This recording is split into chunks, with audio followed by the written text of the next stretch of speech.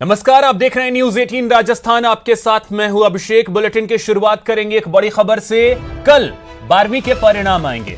कल शाम 4 बजे आरबीएसई ऐलान करेगा रिजल्ट का। बोर्ड ऑफिस में इसका ऐलान किया जाएगा। शिक्षा मंत्री गोविंद सिंह डोटासरा ने ट्वीट कर इसकी जानकारी दी है।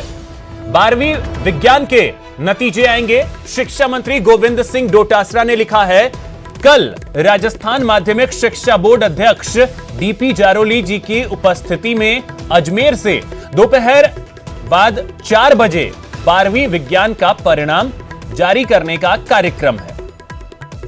अभिजीत हमारे सहयोगी अधिक जानकारी के साथ जुड़ गए। अभिजीत, क्या जानकारी?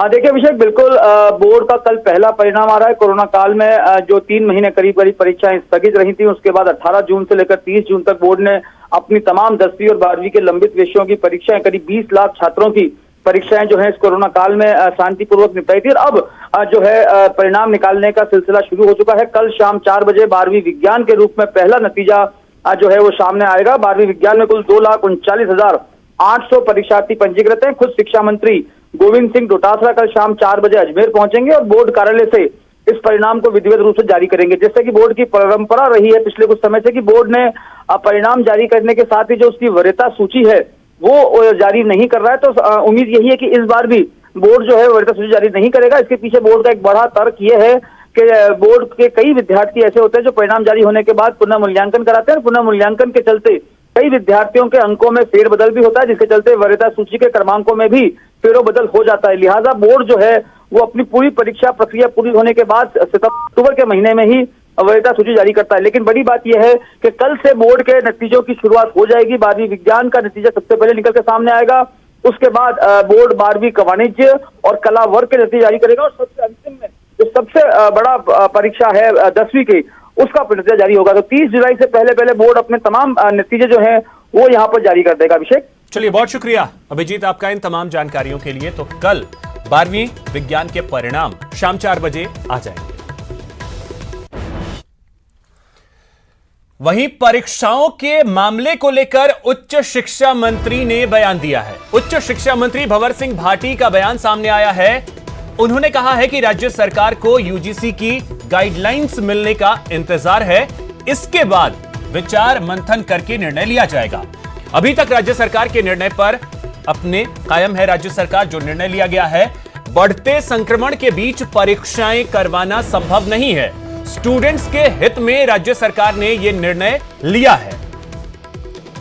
मिड जुलाई से जुलाई के दूसरे सप्ताह से तो 9 तारीख से परीक्षाएं प्रारंभ होनी थी। ऐसी स्थिति में सरकार को निर्णय लेना अति आवश्यक था। आज से 1.5 महीने पहले हमने जब ये कार्यक्रम शेष रही परीक्षाओं के आयोजन का कार्यक्रम बनाया था, तो उस समय जो हमारी कोविड की स्थिति थी उसको हम ये मान के चल रहे थे कि 1.5 महीने बाद स्थिति में सुधार होगा। लेकिन जुलाई के दूसरे सप्ताह में और ज्यादा हमारे पेशेंट की संख्या बढ़ी।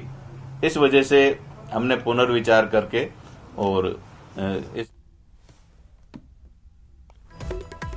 तो चलिए, इसी खबर पे और अधिक जानकारी के साथ हमारे सहयोगी महेश जुड़ गए हैं। महेश, यूजीसी के गाइडलाइंस का इंतजार है, लेकिन फिलहाल की स्थिति में सरकार अपने फैसले पर कायम है।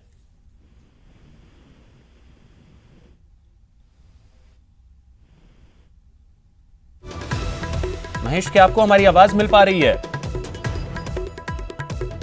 चलिए, महेश से जुड़ने की कोशिश करेंगे, लेकिन इस बीच आपको बता दें कि जो अब यूजीसी की तरफ से कहा गया है उसमें यह है कि फाइनल ईयर के स्टूडेंट्स का जो एग्जाम है वो लिया जाए। तो महेश हमारे सहयोगी जुड़ गए हैं। महेश, अब थोड़ी सी उहापोह की स्थिति लग रही है स्टूडेंट्स के लिए।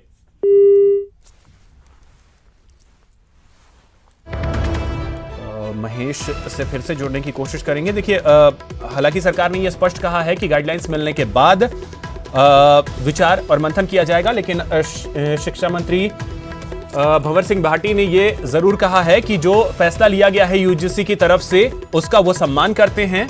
लेकिन मुख्यमंत्री के स्तर पर इसको लेकर के बातचीत होगी।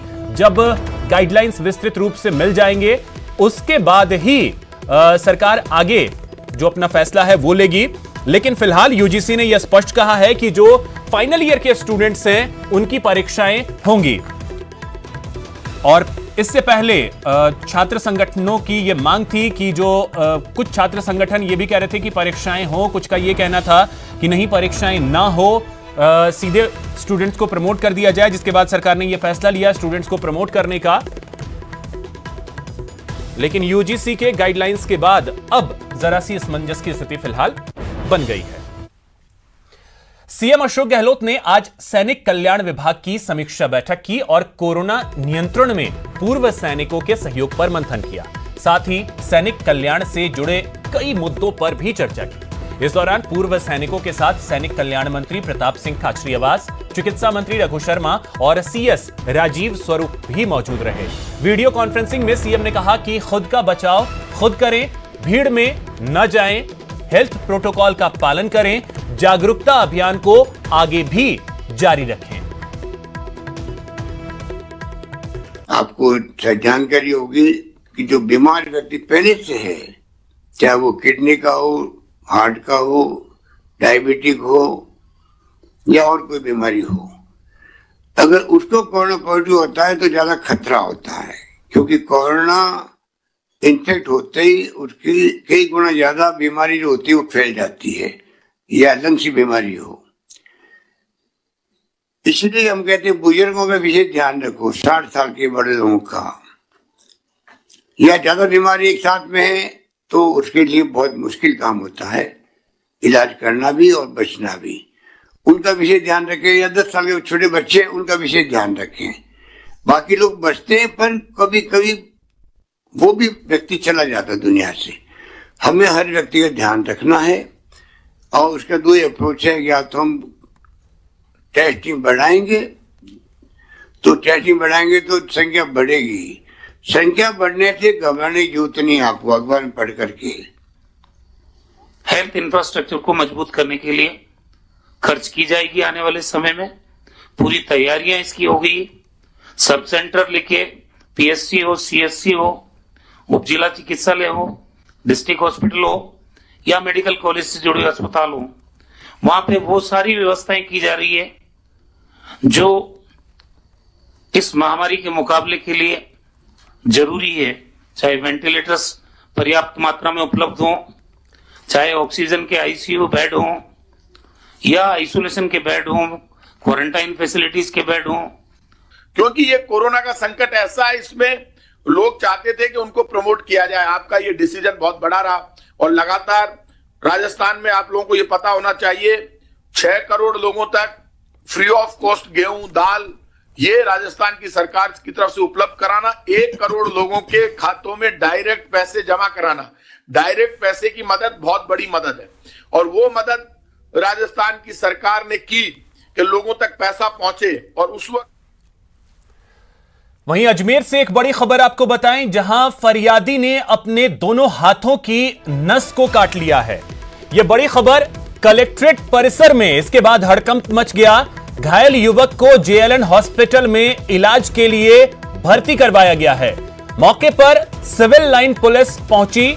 जानकारी के मुताबिक युवक का नाम इकबाल है और वह नौसर घाटी का रहने वाला है। बताया जा रहा है कि उसके साथ उसके भाई लगातार मारपीट करते हैं, जिसके बाद उसने क्रिश्चियनगंज थाने में कई बार रिपोर्ट दी, लेकिन कार्रवाई नहीं होने के बाद वह आज एसपी कार्यालय शिकायत लेकर पहुंचा, जहां पर उसने शौचालय में जाकर अपने हाथों की नसों को काट लिया। नस कटने के बाद उसके दोनों हाथों से ब्लड निकलने लगा और वो बेहोश होकर गिर गया। फिलहाल इकबाल का जेएलएन अस्पताल में इलाज चल रहा है। साथ ही पुलिस अब मामले की जांच कर रही है। दीपक हमारे सहयोगी अधिक जानकारी के साथ जुड़ गए। दीपक, सबसे पहले तो युवक की स्थिति जानना चाहेंगे कि क्या स्थिति है, साथ ही पूरा ये माजरा आखिर था क्या? बिल्कुल अभिषेक, युवक की अगर अभी की स्थिति की बात की जाए तो निश्चित तौर पर जो बेहोश होकर गिरा था और उसके बाद उसे घायल अवस्था में जेएलएन अस्पताल में एडमिट कराया गया था, वहां अभी उसका इलाज जारी है। साथ ही अगर घटना की बात करें तो जो नौसर घाटी का ये रहने वाला है युवक और इसका नाम इकबाल है और इसके हाथ से एक खाली पर्चा मिला था जिसपे इसने खुद की हैंड राइटिंग से कुछ शब्द लिखे थे। उसमें साफ तौर पर ये लिखा था कि वो लगातार अपने जो भाई है उनसे पीड़ित है, क्योंकि वो उसके मारपीट करते हैं। और इस बात को लेकर कई बार वह किशनगंज थाने पहुंचा था अपनी शिकायत लेकर, लेकिन लगातार उसकी शिकायत पर कोई कार्रवाई नहीं की जा रही है। इसी बात को लेकर आज वो एसपी के पास पहुंचा था कि वहां कहीं ना कहीं उसकी सुनवाई होगी, लेकिन लिहाजा जो एसपी कुंवर राजदीप है वो अपने कार्यालय में मौजूद नहीं थे। और जब वो पहुंचा तो उसने पास ही बने एक शौचालय में जाकर अपने दोनों हाथ की नसें ब्लेड से काट ली।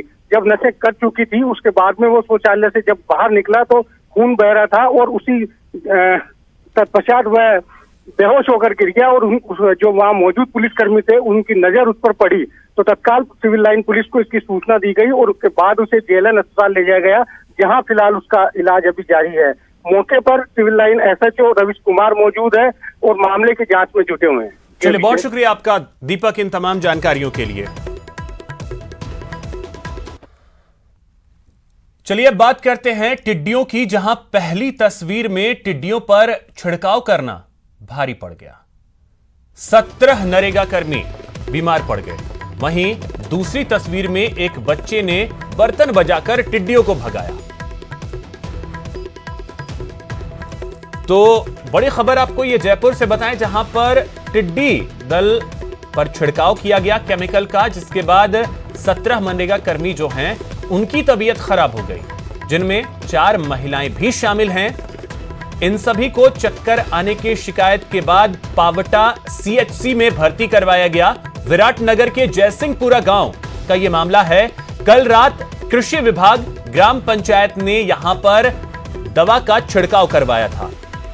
आपको बता दें कि विराटनगर के जयसिंहपुरा गांव में देर रात कृषि विभाग और ग्राम पंचायत ने टिड्डी दल के लिए छिड़काव करवाया था।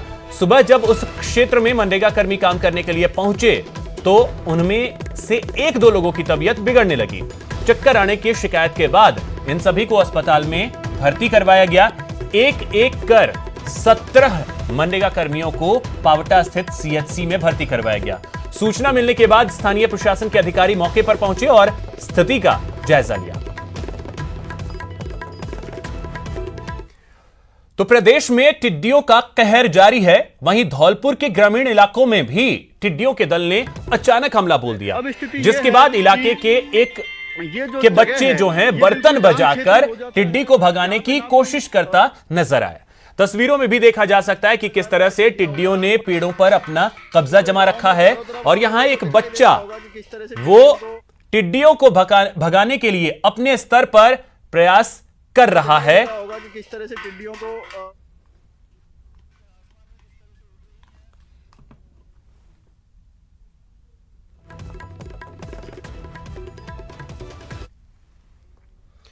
इसी बीच एक बड़ी खबर आपको बताएं बांसवाड़ा से। यह बड़ी खबर है जहां पर एसीबी ने एक बड़ी कार्रवाई को अंजाम दिया है।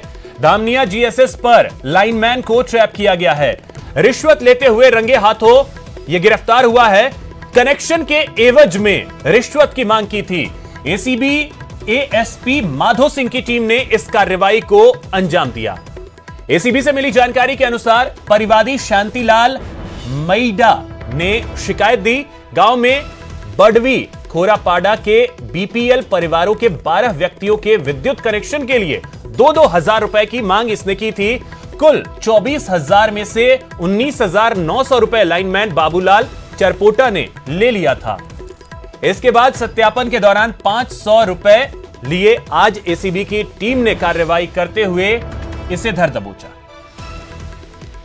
खोरापाड़ा के शांतिलाल ने यहाँ परिवार पेश किया था कि उनके वहाँ कुल 12 जो बीपीएल परिवार है उनके जो कनेक्शन होने थे, उस कनेक्शन के लिए वहाँ का जो लाइनमैन है बाबूलाल, वो प्रति कनेक्शन के लिए 2,000 रुपये मांगे। 19,900 रुपये वो पहले दे चुके थे। फिर सत्यापन कराया तो सत्यापन के समय बाबूलाल ने परिवार से 500 रुपये लिए और जिस पर आज ट्रैक की कार्रवाई की तो वो उससे 3500 रुपये लेते हुए ट्रैक किया गया। एसओजी के अधिकारियों के रिश्वत मांगने के मामले में एसीबी तमाम सबूतों को खंगाल रही है। इस मामले में एसओजी के एडिशनल एसपी सत्यपाल मिड्ढा सहित कुछ अन्य के खिलाफ एफआईआर दर्ज हो चुकी है। मिली जानकारी के मुताबिक एसीबी आज एसओजी के एडिशनल एसपी सत्यपाल मिड्ढा को पूछताछ के लिए बुला सकती है।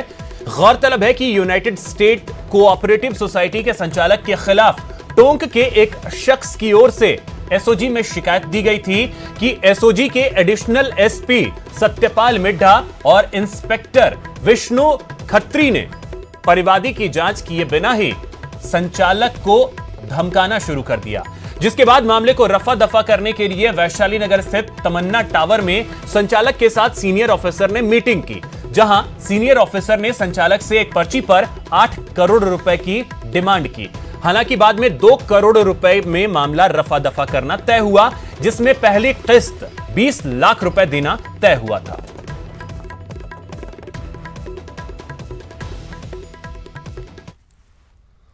यहां रुकेंगे एक छोटे से ब्रेक के लिए। ब्रेक के बाद बात अन्नदाताओं के हल्ला बोल की।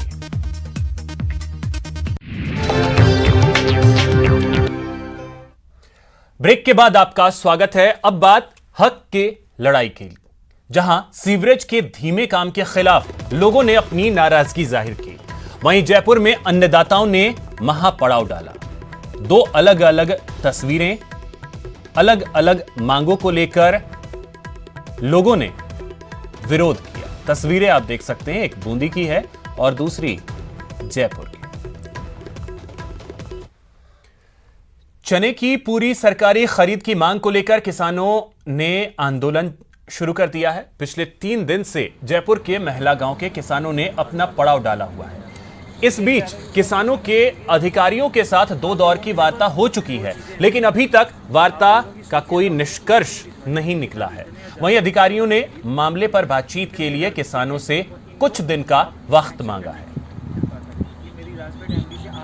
कि चढ़ाई के अंतर्गत चल रहे आंदोलन में महिला पर पड़ाव का 3रा दिन है।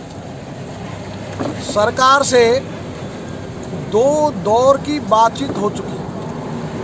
कल सरकार ने समय मांगा और किसानों ने घोषणा की हमारा पड़ाव दूध में जारी रहेगा।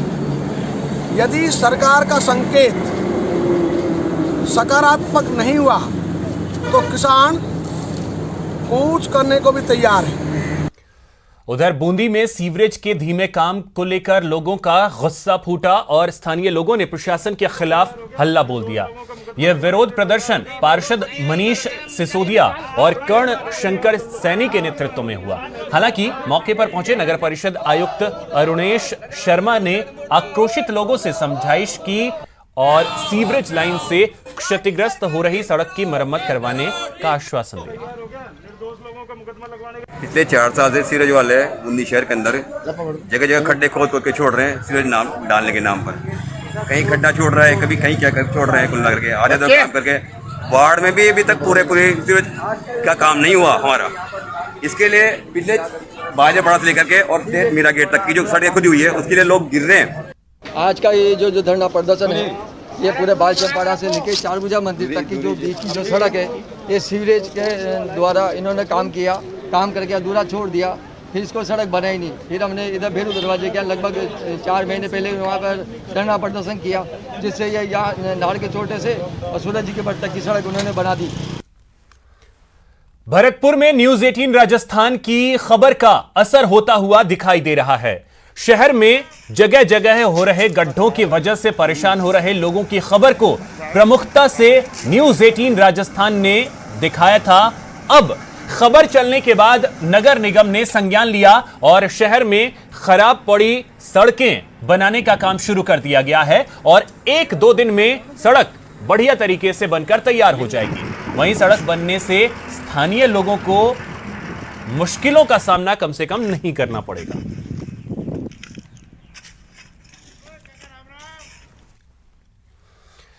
जयपुर में निजी स्कूल के फीस बढ़ोतरी के खिलाफ अभिभावकों का प्रदर्शन जारी है। इस कड़ी में अभिभावकों ने रेयान इंटरनेशनल स्कूल के बाहर फीस बढ़ोतरी के विरोध में प्रदर्शन किया। इस दौरान सभी अभिभावकों ने नो स्कूल नो फीस का नारा बुलंद किया। अभिभावकों का कहना है कि जब स्कूल बंद है तो फीस वसूली का दबाव क्यों डाला जा रहा है। अभिभावकों ने इस मामले में सरकार से दखल देने की मांग की है।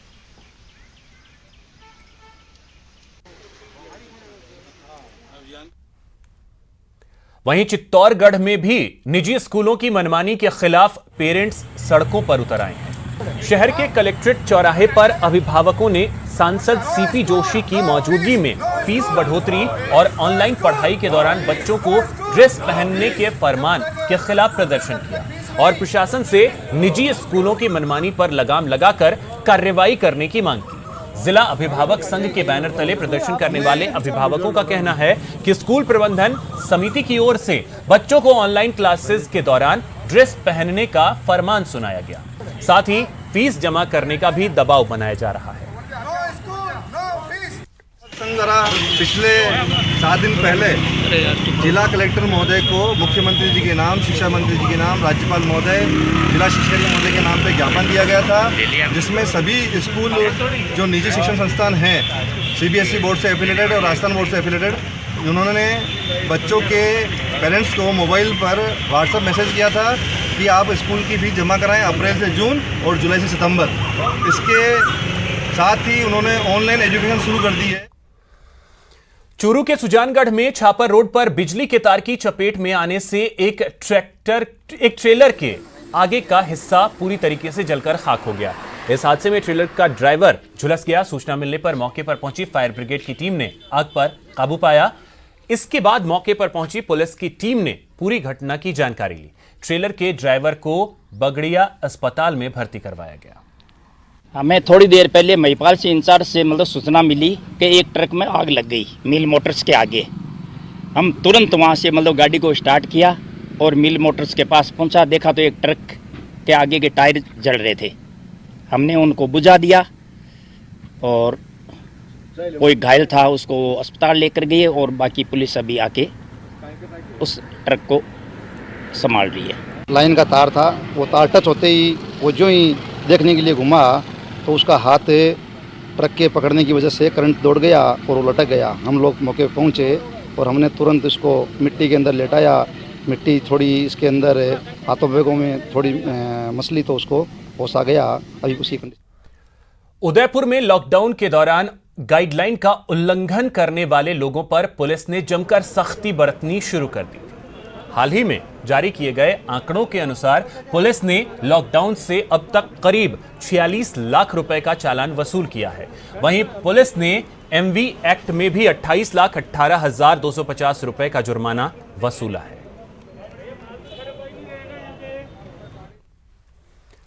प्रदेश में रविवार को 632 और सोमवार को 524 कोरोना पॉजिटिव आने के बाद आज सुबह 234 और नए कोरोना पॉजिटिव सामने आए हैं।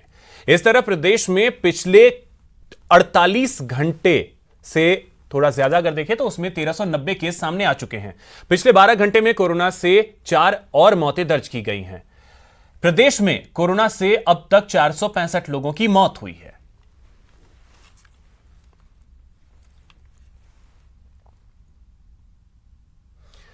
प्रदेश में कोरोना के मरीजों में लगातार उनकी संख्या में इजाफा होने लगा है। प्रदेश में कोरोना संक्रमितों की संख्या 21,000 के करीब पहुंच गई है।